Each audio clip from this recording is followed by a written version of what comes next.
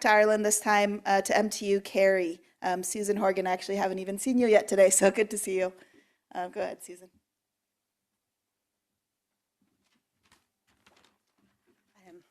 Hi everyone.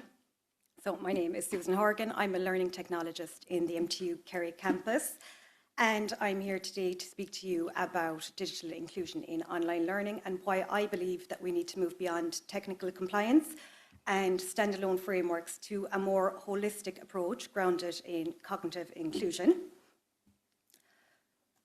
So, actually these are my old slides, so I might just improvise a little bit on that one. I had taken this out, but so just to emphasize, accessible doesn't mean inclusive. I think all of us are aware of that, but there does seem to be a little bit of a misconception, I suppose, at times, that as soon as you ensure that something is accessible, you've automatically made it inclusive, and that isn't always the case. So, as I said, this is my current work, but a lot of it is grounded in past experience. And I just want to quickly run through that with you and just explain what I mean by that. So in the past 20-ish years, most of my experience has been very much based in the design industry, apart from a little bit of time spent lecturing. So I started off with graphic design and moved into user interface design and user experience. That led me to move on to the user journey, and at the time, I took a little bit of a special interest in cognitive load theory. So this was a bit of a shift in the way that I needed to think. I had to really move from the aesthetic side of things to more of a user-faced design.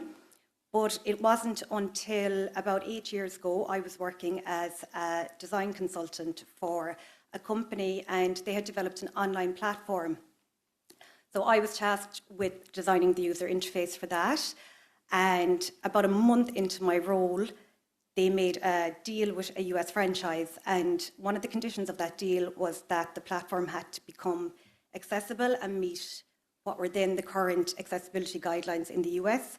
They were the WCAG or WCAG 2.0.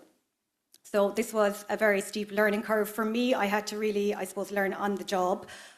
But it was a very important time for me as well, because I've carried that with me since, and have really brought it into everything I've done after that. So from there, I moved into my current role as a learning technologist, where instructional design is the basis for that.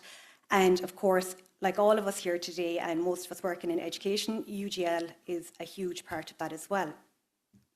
But on top of that, I do a lot of my own independent research, and that is usually based in improving inclusion in online learning. And I suppose all of this as a whole is why I'm here today. So it's a process, I suppose, moving from aesthetics alone to going into looking at the user, looking at accessibility, and then moving into an educational background where I would deal with a lot of staff, ensuring that their content is inclusive. And that has really opened my eyes to where a lot of the common pain points are for them and the pitfalls that they fall into. And in a lot of cases, it's not for the lack of trying. I think with a lot of the staff, they do want to ensure that their content is inclusive, but it becomes quite a tedious task, a confusing task. A lot of the guidelines that are there are quite complex, written by specialists. They can be quite confusing, whether they follow UDL alone, whether they look at the accessibility guidelines. There's just a lot there, and they do find it quite hard to navigate. So that leads me to ask the question, who is responsible for ensuring that online content is inclusive? Well, obviously the learning technologist, we create content every day. We need to ensure that it is inclusive, but it can also fall to the lecturer, the academic staff, or the support staff. And on top of what they need to do in their daily roles, so they're teaching students, supporting students, it's a lot of work, it's a lot of extra work. In some cases, they don't want to take it on. In other cases, they do try really hard, but can fail quite easily because of many reasons. But a lot of it is because the guidance is quite confusing. And I find that is feedback-wise from the lecturers and from the support staff. They try, but unfortunately, they just can't understand how to do it. So If we don't make the content inclusive, if the lecturer or the support staff doesn't make their content inclusive, it's the student that becomes excluded. So I decided to take a look at our current students, and I took 3 years of the AHEAD participation rates, and that was over 21 to 24. They were the most recently available years. And as we can see from the data here, over those 3 years, the total number of students in higher education rose by just over 7%. But what is very interesting is that students registered with disability support services rose by over 24%. So that's a huge rise. It's actually over 3 times the growth rate of the general student population growth rate. It's not a marginal growth rate. It fundamentally changes who our learning environments need to work for. And if we take a closer look at who those students are, we can see that 66% of those students registered with disability support services, this is for the academic year 23 to 24, are those students with specific learning disorders, ADHD and ASD. And while particular frameworks like UDL do make advancements in creating inclusive content for these students, it won't make it inclusive alone. We also have accessibility guidelines, which do help as well with ensuring that content is accessible. But there are, I suppose, gaps in all of these. So if we take the accessibility guidelines in particular, we are told that we should be using a minimum colour contrast ratio of 4.5 to 1 for foreground and background, which I suppose if you were to think, okay, the most obvious choice here is to use black text on a white background. That's the easiest, it's the safest. And it often is the default in many programs, but there are many studies that show that excessive contrast, like black text on a white background, can have adverse effects for students with dyslexia in particular. Likewise, there are many studies showing how background choice and typographical choice can have an impact on readers with and without dyslexia. There are many conflicting areas when it comes to this, and I suppose that's what we're not seeing when we look directly at the guidelines and we don't look outside of it.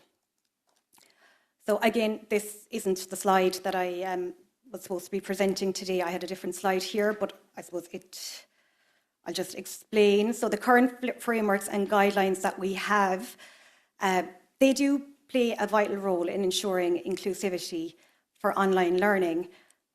But I suppose the most common that we know are the accessibility guidelines and UDL. UDL is fantastic for ensuring pedagogical flexibility. The accessibility guidelines play a huge part in ensuring accessibility, particularly for students with visual impairments or auditory impairments. They do focus quite heavily on technical compliance, and I believe they fall short when addressing certain areas like cognitive load, sensory processing, or working memory. These are areas that have become highly important, looking at who our current students are. So I believe that we also need to be including the cognitive load theory for effective engagement. We need to be looking at user experience for lived experience, for usability, and for user satisfaction. And again, we need to look at all of the research that is out there because we can learn an awful lot from that. So with the increased access that is there and the increased awareness, some students still struggle to engage meaningfully online. And that is what I like to call the inclusion paradox.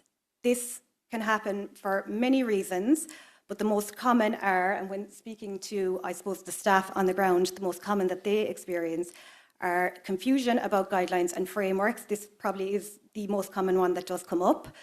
Lack of training and understanding. It can unfortunately be seen as a box-ticking exercise, and it, again, becomes a bit of an afterthought in some cases. So it's a reactive response rather than a proactive response. So this is why I want to introduce you to the Cognitive Technical Accessibility Framework. So this is a framework that I am developing, and it's a framework to help guide anybody responsible for creating online learning. And it takes cognitive experience with user interface design, user experience, and the cognitive load theory.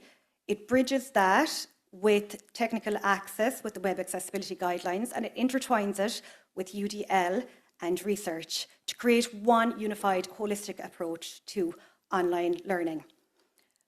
It's still very much a work in progress, but just to give you a brief idea of what it looks like.